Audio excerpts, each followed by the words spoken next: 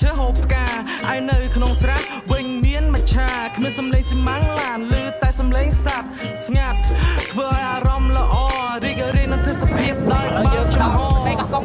សម្រាប់ព្រៃភ្នំស្អាតដូចស្រីក្រមុំរីឯទេសភាពបានឆក់យកបេះដូងខ្ញុំឆល់បកផាយផាន់ធ្វើចិនរំសាយមកដល់ទីនេះគ្មានអារម្មណ៍ខាងណាយសប្បាយនឹងទេសភាពបែរិករៀននៅធម្មជាតិបានមកម្ដងហើយចង់